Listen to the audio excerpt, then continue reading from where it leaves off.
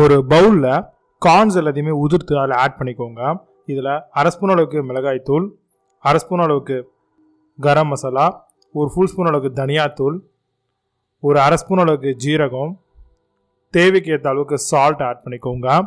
கொஞ்சமாக பச்சை மிளகாய் ஒன்று சின்ன சின்னதாக கட் பண்ணி ஆட் பண்ணிக்கோங்க. கொஞ்சோண்டு கொத்தமல்லி ஆட் பண்ணிக்கோங்க. சாட் மசாலா வேணும்னாலும் ஆட் பண்ணிக்கலாம். அரிசி மாவு 3 ஸ்பூன் அப்படின்ற அளவுக்கு ஆட் பண்ணிக்கோங்க. கடலை மாவு 2லேருந்து இதுவும் 3 ஸ்பூன் இல்லைனா 4 ஸ்பூன் வரைக்கும் ஆட் பண்ணிக்கோங்க, குவான்டிட்டிக்கு ஏற்ற மாதிரி. இப்போ இது எல்லாத்தையுமே ஃபர்ஸ்ட்டு லைட்டாக பெசரி விட்டுட்டு கொஞ்சம் கொஞ்சமாக தண்ணி தெளித்து நல்லா ரவுண்ட் பண்ணுற அளவுக்கு பிசைஞ்சுக்கோங்க. இப்போ ஒரு கடாய் வச்சு அதில் ஆயிலை போட்டுட்டு நல்லா ஆயில் சூடானவுடனே நம்ம கார்ன்ஸ் எல்லாத்தையுமே பகோடா மாதிரி பிடிச்சு அதில் போட்டுட்டு நல்லா பொன்னிறமாக ஃப்ரை பண்ணி எடுக்க வேண்டியதான். சூப்பராக இருக்கும். இந்த மாதிரி நீங்கள் மொத்தமாக போடும்பொழுது அழகாக ஒரு கரண்டியில் வச்சு போடுங்க. சூப்பரான கார்ன் பகோடா ரெசிபி ரெடி.